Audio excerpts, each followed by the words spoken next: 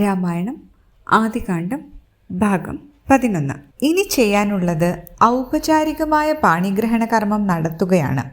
കമനീയമായി അലങ്കരിച്ച് കല്യാണമണ്ഡപം സംവിധാനം ചെയ്തു കഴിഞ്ഞു. 4 ഹോമകുണ്ടങ്ങളിലെ ശാന്തമായി എരിയുന്ന തീയിൽ വൈദികന്മാർ വേദമന്ത്രോച്ചാരണങ്ങളോടുകൂടി സുഗന്ധദ്രവ്യങ്ങൾ അർപ്പിച്ചുകൊണ്ടിരുന്നു. നവധാന്യങ്ങളും സ്വർണ്ണ നാണ്യങ്ങളും രത്നങ്ങളും നിറച്ച 4 നിറപ്പറകൾ, 4 നിലവിളക്കുകൾ.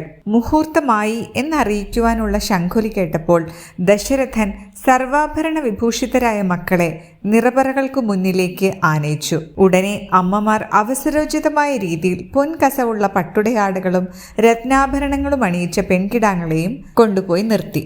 മംഗളവാദ്യങ്ങളും മണിയടിയും ശംഖുലിയും വായ്ക്കുരവകളും മുഴങ്ങിയതോടെ പാണിഗ്രഹണ കർമ്മങ്ങളും നിർവഹിക്കപ്പെട്ടു. പിന്നീട് വധുവരന്മാരെല്ലാവരും വിവാഹവേദിക്ക് ചുറ്റും 3 വട്ടം വലം വെച്ച് ഗുരുജനങ്ങളുടെയും മറ്റും അനുഗ്രഹാശസ്സുകൾ വാങ്ങി. ഈ കാഴ്ചകളെല്ലാം കണ്ട് ദശരഥ മഹാരാജാവിന് സന്തോഷം കൊണ്ട് കണ്ണുകൾ നിറഞ്ഞു. ദശരഥന്റെ മടക്കയാത്രയ്ക്ക് സമയമായി. രഥങ്ങളും ഢോലികളും മഞ്ചലുകളും മറ്റ് വാഹനങ്ങളും കൊട്ടാരമുറ്റത്ത് എത്തിക്കഴിഞ്ഞു. എല്ലാവരും ഒരുങ്ങിയിറങ്ങി. സന്തോഷം കൊണ്ടോ സന്താപം കൊണ്ടോ എന്നറിഞ്ഞില്ല. പെട്ടെന്ന് സീതയതാ പൊട്ടിക്കരഞ്ഞുകൊണ്ട് അമ്മയുടെ മാറിൽ മുഖമമർത്തി കണ്ണീരൊഴുക്കുന്നു. ഊർമിളയും മാണ്ഡവിയും ശ്രുതകീർത്തിയും സീതയെ അനുകരിക്കാൻ തുടങ്ങിയെങ്കിലും ജനകന്റെ അനുനയ വാക്കുകളാൽ ശാന്തരായി 4 പേരും അവരവരുടെ ഭർത്താക്കന്മാരോടൊപ്പം 4 തേരുകളിൽ കയറിയതോടെ അയോധ്യയിലേക്കുള്ള മടക്കയാത്ര ആർഭാട സമേതം ആരംഭിച്ചു. ദശരഥനും സംഘവും മിഥില വിട്ട് അധിക ദൂരം ചെന്നില്ല. അപ്പോഴേക്കും അതാ ദുർനിമിത്തങ്ങളുടെ ഘോഷയാത്ര. ഭയങ്കരമായ കാറ്റ്. വഴിയരികിലെ മരങ്ങൾ ചാഞ്ചാടി ഇല പൊഴിക്കുന്നു. പറവകൾ പതറിപ്പറക്കുന്നു. പൊടിപടലങ്ങൾ നാനാപാടും. എന്താണിതൊക്കെ? മഹാരാജാവ് അന്താളിച്ചുപോയി. എന്താപത്താണ് നേരിടാൻ പോകുന്നത്? എന്നാൽ ആപത്ത് എന്തെന്നറിയാൻ അധികം കാക്കേണ്ടി വന്നില്ല. അതിനകം പരശുരാമൻ അവിടെ എത്തിക്കഴിഞ്ഞു. എന്ത്, ഇത്ര വലിയ ഒച്ചപ്പാടുണ്ടാക്കിയത് ഈ ഒരു വ്യക്തിയോ? വല്ലാത്തൊരു നടത്തം തന്നെ. അത്ഭുതമില്ല. എന്തുന്നതാകാരനാണ് അദ്ദേഹം. ഉയരത്തിനൊത്ത വണ്ണവും തടിമിടുക്കും ഒപ്പത്തിനൊപ്പം. കനത്ത ജടാഭാരം, തഴച്ചു വളർന്ന മാറിൽ തൊട്ട കറുത്ത താടി, ആരോടോ ദേഷ്യം പിടിച്ചതുപോലെയുള്ള ജ്വലിക്കുന്ന കണ്ണുകളും, ഇരുമ്പുലയ്ക്ക പോലെ ബലമുള്ള കൈകളിലൊന്നിൽ ഒരു കൂറ്റൻ വില്ലും മറ്റേതിലൊരു വെൺമഴുവും. ഒരു തരം കൈമഴുവായ ഈ വെൺമഴുവിന് പരശു എന്നർത്ഥമുണ്ട്. പരശു ആയുധമാക്കിക്കൊണ്ട് നടക്കുകയാലത്രേ ജഗദഗ്നി മഹർഷിയുടെ മകനായ ഭാർഗവരാമൻ എന്ന ഈ വ്യക്തി പരശുരാമൻ എന്ന പേരിൽ അറിയപ്പെടുന്നത്.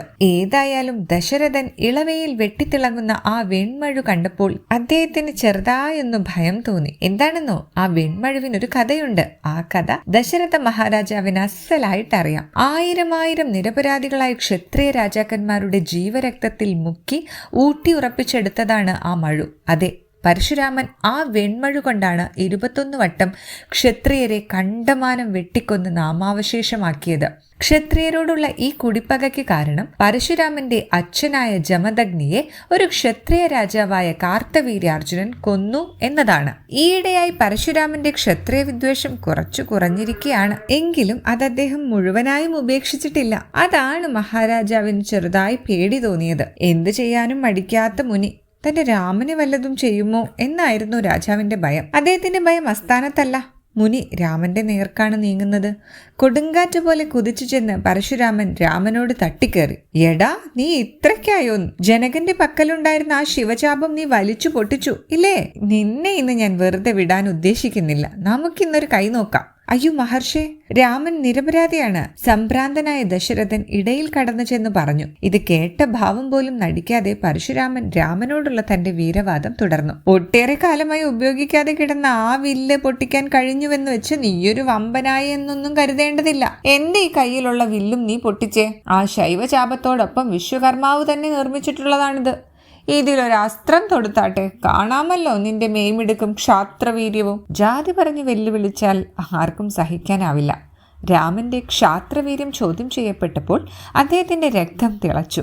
എങ്കിലും തന്റെ എതിരാളിയുടെ പ്രായവും പദവിയും ഓർത്ത് സ്വയം ക്ഷോഭം നിയന്ത്രിച്ചു. തികഞ്ഞ തന്റെ ഇടത്തോടെ രാമൻ മുന്നോട്ട് ചെന്നു. പരശുരാമന്റെ കയ്യിൽ നിന്നും വില്ലു മേടിച്ച് ആദ്യം അതിനെ 3 പ്രാവശ്യം തൊട്ട് തലയിൽ വെച്ച ശേഷം യാതൊരു പ്രയാസവും കൂടാതെ വളച്ചു ഞാണിട്ടു കെട്ടി. പിന്നെ അതിലൊരസ്ത്രം തൊടുത്തിട്ട് പറഞ്ഞു, ഇതാ, ഞാൻ അങ്ങയുടെ വെല്ലുവിളി സ്വീകരിച്ചു കഴിഞ്ഞു. അങ്ങ് ആവശ്യപ്പെട്ട പ്രകാരം വില്ലു കുലച്ചു, ശരം തൊടുത്തു. ഞാനാണിപ്പോൾ വിജയി. ഇനി ഞാനാണ് പറയേണ്ടത്. ഒരിക്കൽ വില്ലിൽ തൊടുത്ത ബാണം പിൻവലിക്കുക ക്ഷാത്രധർമ്മമല്ല.